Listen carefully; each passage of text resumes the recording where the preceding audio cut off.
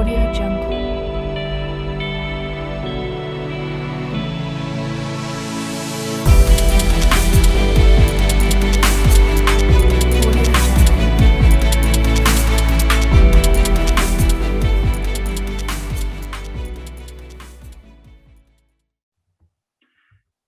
Bueno, para nuestra siguiente participación tenemos a la doctora Claudia Moreno. Ella es neumóloga, especialista en la Universidad de Sao Paulo. Tiene un máster en VIH en España, experiencia en diagnóstico y tratamiento de enfermedades obstructivas pulmonares, hipertensión pulmonar e infecciones. El tema que ella nos va a presentar es el de criterios broncoscópicos, laboratoriales y anatomopatológicos de la enfermedad de la vía aérea de los pacientes con granulomatosis con poliangeitis. Es un tema realizado por la doctora, un estudio realizado por la doctora. Pues bienvenida, doctora Moreno. Muchas gracias por su aporte al Congreso Nacional de Neumología. Adelante.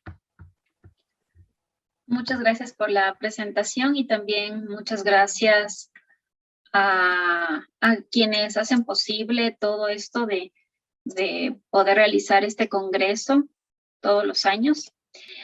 También una felicitación a todos los panelistas y también un agradecimiento especial al doctor Castro. Bueno, por mi parte, pues voy a hablar en los próximos minutos acerca de la granulomatosis con poliangeitis, que antiguamente se la conocía como el síndrome de Wegener, y vamos a hablar acerca de exactamente los criterios, cuáles son los criterios broncoscópicos, laboratoriales y anatomopatológicos específicamente de la vía aérea. Y de los criterios broncoscópicos, pues el momento en que somos llamados a hacer una broncoscopía, qué es lo que debería llamarnos la atención, porque podría ser que estuviéramos frente a un paciente con un posible caso de granulomatosis con poliangeitis. Entonces, solo aquí para poder hacer un resumen y recordar qué es la granulomatosis con poliangeitis, pues es una inflamación granulomatosa necrotizante angiogénica que puede afectar a pequeños vasos de mediano calibre también, como las arterias, arteriolas, venas, vénulas.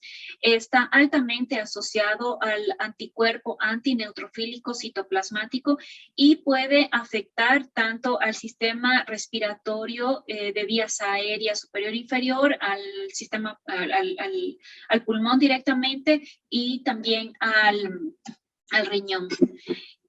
La GPA pues tiene una prevalencia en Europa de 5 casos por 100.000 habitantes, puede presentarse en cualquier grupo racial, pero sobre todo en la literatura está mencionado que se puede presentar más en pacientes caucásicos.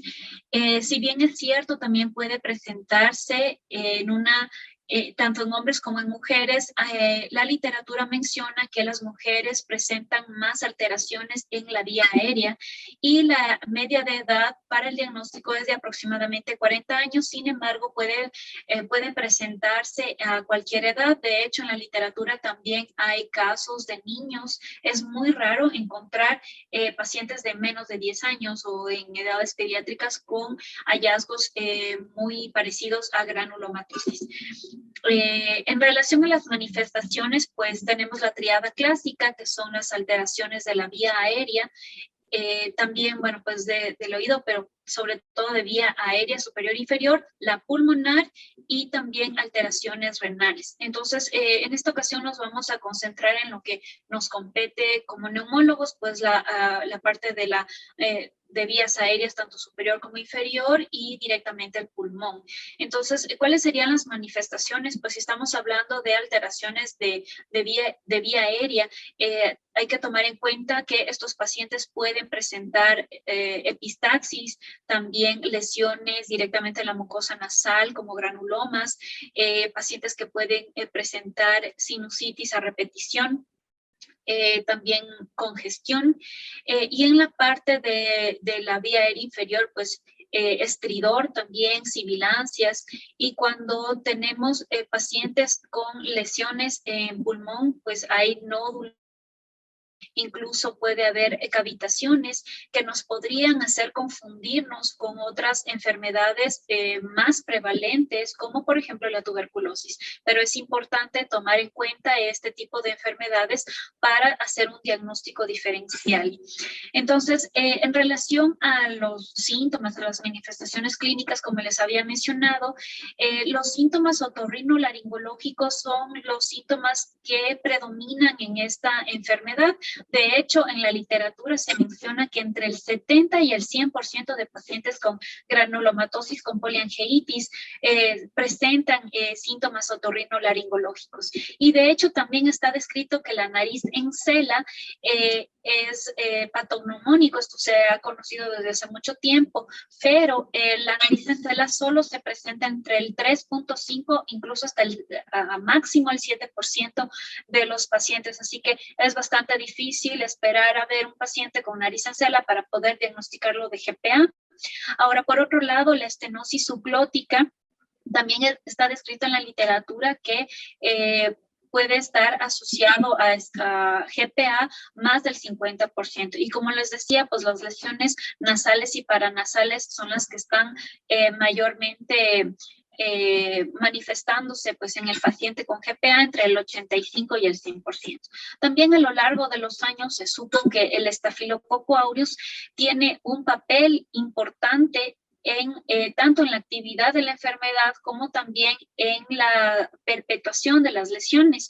De hecho, se sabe que los pacientes con GPA tienen 3 veces más Staphylococcus aureus que pacientes sanos. Y de hecho, esta podría ser la causa de la activación de la enfermedad y lesiones persistentemente pues, en la vía aérea superior. Ahora, en relación al ANCA, tenemos en la literatura que la GPA se presenta o se asocia fuertemente con la presencia de ANCA. Pero hay que tomar en cuenta que el ANCA se presenta sobre todo en pacientes que tienen enfermedad activa. Entonces tenemos que el C-ANCA se presenta con una sensibilidad del 95%, incluso una especificidad del 90%, pero siempre en enfermedad activa. Y el P-ANCA también puede estar presente, pero solo hasta máximo el 20% de los casos. Y por el otro lado, el lado contrario, pues un paciente que tiene una enfermedad activa es muy raro que no tenga un ANCA reactivo. En relación a los hallazgos broncoscópicos, a la izquierda tenemos una tabla que es sacada de un estudio del año 2012, un estudio brasilero, en donde pues la casuística es pequeña, es de 15 pacientes, tomando en cuenta que es una enfermedad de una prevalencia baja. Y en este estudio se observó que de estos 15 pacientes, algunos pacientes tenían ya destrucción nasal con necrosis, inflamación, estenosis. Como podemos ver, por ejemplo, aquí 33% de los pacientes tuvo destrucción, 26% inflamación, estenosis 6%, es decir, un paciente. En relación a la laringe también ya se vio alteraciones como también estenosis de la subglotis, ulceración, inflamación, y en el área del árbol brónquica hay edema, ulceración, estenosis y cavitación brónquica. Esto fue en el año 2012. Actualmente lo que sabemos es que existen también estos hallazgos como el granuloma, ulceración, estenosis, nódulos, pólipos, bronquitis granulosa, edema y eritema y sinequias. En 1990, Devani, que es un autor, junto con colaboradores, observaron que existen criterios diagnósticos para la vía aérea, entre esos la inflamación granulomatosa, la necrosis y la vasculitis. Y de estos, el 42% de los pacientes presenta inflamación granulomatosa para acercarnos al diagnóstico, y solo el 23% de los pacientes podrían tener estos 3 hallazgos. Por otro lado, Travis presentó 87 biopsias pulmonares abiertas, observando otros hallazgos histopatológicos como la vasculitis, la necrosis de parénquima y la inflamación granulomatosa. Este estudio realizado en el año 2019 que fue realizado entre el 2005 al 2015 con 132 biopsias, observaron que el 50% de las biopsias presentaban algunos hallazgos característicos como vasculitis, úlceras, necrosis, microabscesos, infiltratosos, granulomas, células gigantes multinucleadas y degeneración fibrótica. De estos pacientes, el 27% tuvo CANCA positivo, el 14% PANCA positivo y el 5% fue doblemente positivo.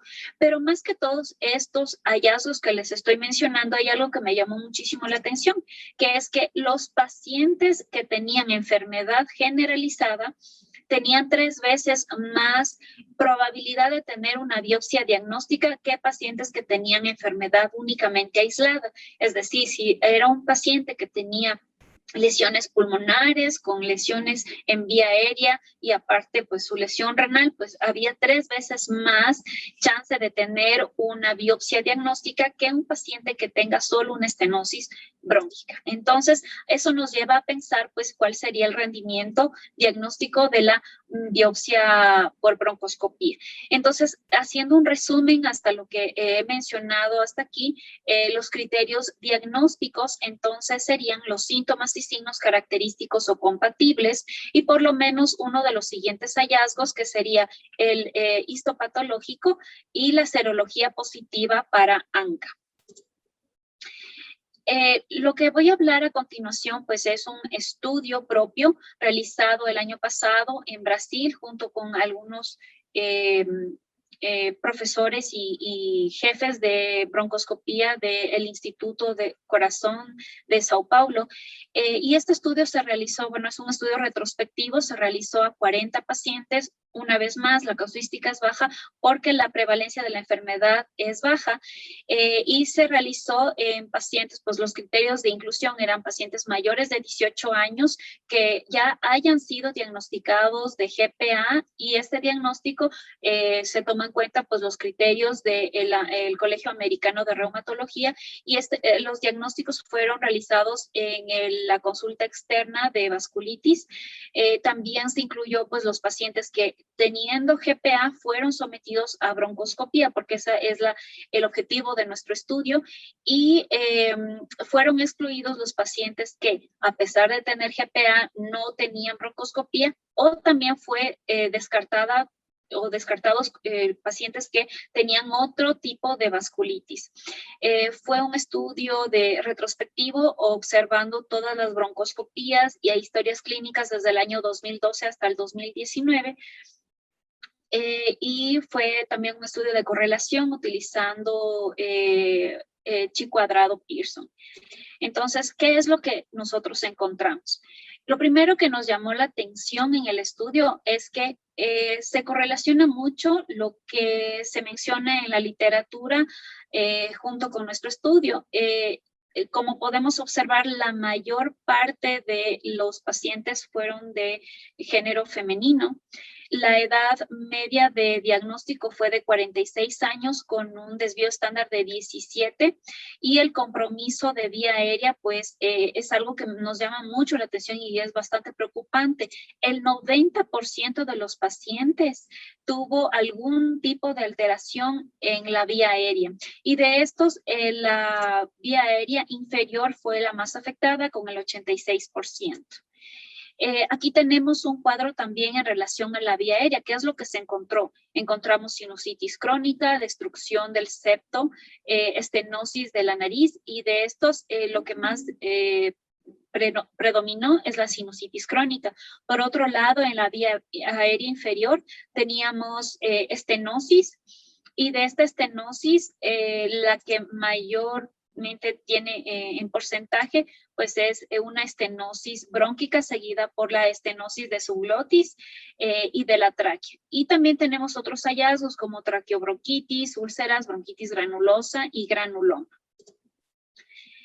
Entonces, estos son algunas fotos de pacientes reales del estudio, obviamente, en donde podemos ver a la izquierda cómo se puede observar por broncoscopía la perforación del septo nasal con una extensa área de la enfermedad. Como podemos observar, está perdida la arquitectura. De la misma manera, este paciente con destrucción de la arquitectura de la cavidad nasal. En relación a la vía aérea inferior, podemos observar, por ejemplo, aquí también no se puede diferenciar dónde estaría pues, los segmentos brónquicos. Tenemos una placa amarillenta en la pared medial del bronquio principal izquierdo y estenosis cicatrizal también. Tenemos una traqueobronquitis purulenta, probablemente por la foto no podemos observar bien, pero en uno de los ostios de los segmentos pues podemos observar algo de secreción. También a la parte izquierda inferior de sus pantallas tenemos una lesión ulcerativa que va extendiéndose desde la carina, incluso llegando al bronquio principal izquierdo. Y esto es lo que se denomina pues la bronquitis granulosa, que es prácticamente como un empedrado en el lóbulo inferior izquierdo. Y esta lesión elevada de coloración amarillenta en la pared anterior del lóbulo superior. En relación a las estenosis de las vías aéreas, miren cómo podemos observar ya una estenosis, podríamos decir entre leve a moderada del segmento B6, pero si podemos observar aquí, prácticamente es un segmento perdido. Aquí pues tenemos una estenosis subglótica concéntrica, y a pesar de que no hay una alteración en el flujo significativo, ¿no?, del flujo aéreo, pero probablemente este paciente ya nos podemos imaginar que clínicamente puede estar manifestando estridor. Y aquí miren lo importante también de una sospecha diagnóstica. El momento en que llegamos con el broncoscopio, pues tenemos el bronquio principal derecho, izquierdo, y miren cómo está totalmente estenosado el bronquio principal izquierdo. Y esta estenosis, esta alteración de la mucosa comienza incluso desde la carina. En relación al ANCA, ¿qué es lo que encontramos? El 64% de los pacientes tenía CANCA positivo, 25% un ANCA-P negativo, y que corresponde mucho a la literatura. ¿Se acuerdan que yo les mencioné en algún momento que el 20% de los pacientes puede presentar PANCA positivo? Pues en nuestro estudio presentó el 25% y doblemente positivo casi el 9% de los pacientes. En relación al anátomo patológico, lo que se realizó fue, como hay muchísimos hallazgos en el anátomo patológico, pues lo que se hace es agrupar. Entonces, en estas agrupaciones, lo que encontramos fue un proceso polimorfo nuclear que está compuesto por linfocitos, neutrófilos, células plasmáticas, histocitos y eosinofilia. En relación a la necrosis geográfica, representa microabscesos y necrosis extensa. La reacción granulomatosa se presenta con células gigantes multinucleadas, hemorragia alveolar, fibrosis, en otros hallazgos, perdón, tenemos hemorragia alveolar, fibrosis intersticial, neumonía organizada, bronquitis crónica y bronquiolitis, y propiamente lo que se llama vasculitis, pues una alteración en arterias, venas y capilares. En nuestro estudio, el proceso inflamatorio polimorfo nuclear y la necrosis geográfica fue lo que más predominó. Y aquí lo que quiero resaltar es de qué es lo que les estoy hablando. Entonces, a su derecha podemos observar los diferentes ejemplos de cada una de las agrupaciones. Entonces, primero, en el proceso inflamatorio polimorfo nuclear, pues, como les mencionaba, está caracterizado por el acúmulo de células como linfocitos, neutrófilos, incluso hasta eosinófilos. Sí, también tenemos la necrosis geográfica, que está caracterizada por los microabscesos y necrosis extensa. También tenemos la reacción granulomatosa con células gigantes multinucleadas. otros hallazgos y los agrupamos de esa forma, como otros, como por ejemplo la hemorragia alveolar, la fibrosis intersticial, en este caso hemorragia, y la vasculitis, que sería pues ya la alteración de arterias, venas y capilares. ¿Por qué es importante esto? Y es importante también los resultados del estudio. Como les mencionaba, el proceso inflamatorio polimorfo nuclear tuvo el mayor porcentaje junto con la necrosis geográfica. Y previamente a este estudio, la verdad, yo pensé que íbamos a tener más porcentaje de resultados de vasculitis, porque de hecho se espera que siendo la GPA una vasculitis, pues tenga un porcentaje mayor de vasculitis, y como ustedes pueden observar es el menor. Pero no, la mayoría fue, como les digo, el proceso inflamatorio polimorfo nuclear y la necrosis geográfica. Y la necrosis geográfica, realmente estudiando en la literatura, pues es un paso previo al hallazgo patognomónico de GPA, y el hallazgo patognomónico es el granuloma empalizado. El granuloma empalizado pues son áreas de material de basofilia granular con bordes ondulados, histiocitos empalizada, con células gigantes multinucleadas e infiltrado de células inflamatorias mixtas y con necrosis de colágeno extenso. Entonces, esto sí ya podríamos hablar de que es patognomónico de GPA.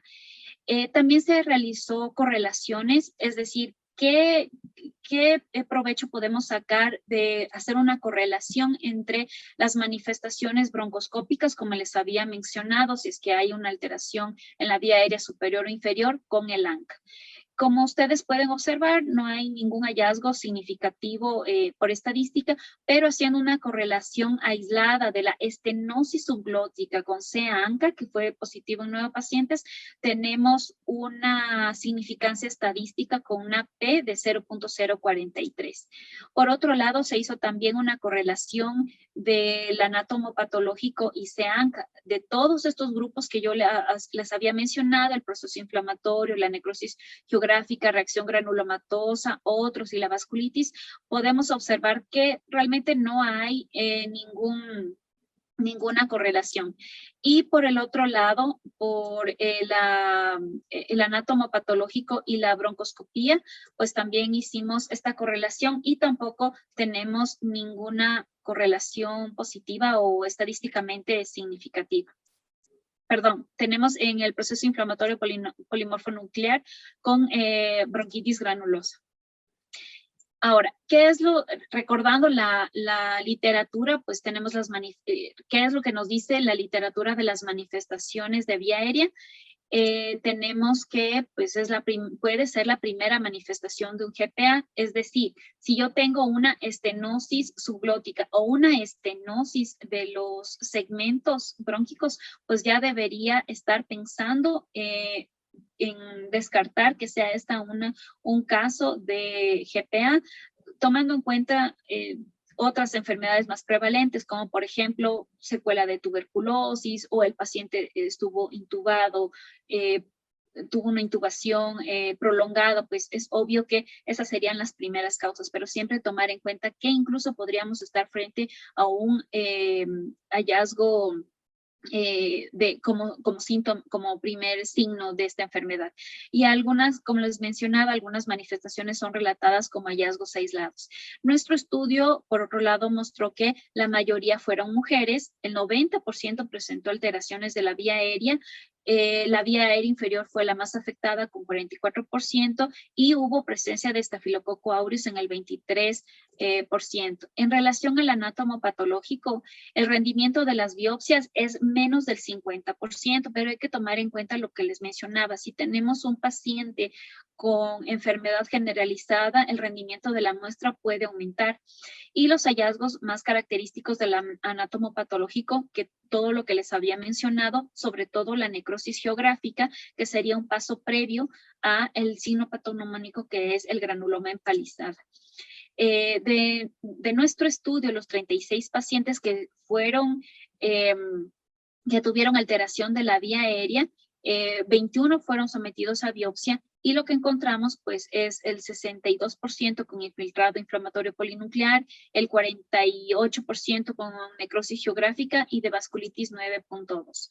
Ahora, en relación a una correlación entre las vías aéreas y el ANCA, a su derecha tenemos un estudio realizado en el año 2016 por el autor Schirmer. Él mencionó que, de hecho, las manifestaciones de la enfermedad, tanto generalizada como aislada, podría depender del fenotipo del ANCA, es decir, de mieloperoxidasa o de proteinasa 3. Entonces, ¿qué es lo que él observó? Que los pacientes que tenían MPO eran más jóvenes, eran mujeres y que coincidencialmente pues tenían estenosis subglótica. En nuestro estudio, lo que encontramos es que no hubo correlación entre las manifestaciones de la vía aérea y SEANCA en los 40 pacientes, pero sí tuvimos una correlación de SEANCA y estenosis subglótica estadísticamente significativo, pero nosotros no tuvimos datos de fenotipo del ANCA. En relación a la correlación de las vías aéreas y el histopatológico, en la literatura, como les mencionaba, los pacientes con enfermedad generalizada tienen 3 veces más chance de tener biopsias diagnósticas, pero no hay datos en la literatura sobre correlación entre la broncoscopía y el histopatológico. Nuestro estudio mostró que el proceso inflamatorio polimorfonuclear tenía una correlación significativa con la bronquitis granulomatosa, con una P de 0.023. ¿Qué podemos concluir de esto? No solo del estudio que se realizó, sino en general de la literatura, es que la mayoría de los pacientes con GPA pueden presentar algún tipo de compromiso de vía aérea. En el caso de nuestro estudio, el 90% de los pacientes involucrados tenía alteraciones de vía aérea, sobre todo inferior. Los pacientes con sospecha de GPA también deberían ser sometidos siempre a una evaluación broncoscópica y dependiendo de los hallazgos, pues tener también una biopsias, porque esto tiene correlación con lo que les estoy mencionando arriba, porque hay un gran porcentaje de que estos pacientes tengan algún grado de compromiso de vía aérea. Recordar que la correlación entre SEANCA y estenosis subglótica y también la correlación entre el proceso inflamatorio polimorfonuclear y bronquitis granulosa, como también recordar que si el patólogo nos muestra una necrosis geográfica, podríamos estar frente a un caso específicamente de GPA. No me queda más que agradecer a distancia a quienes hicieron posible este estudio, que son nuestros colegas brasileros del Instituto de Corazón de Sao Paulo, y les agradezco mucho por la atención.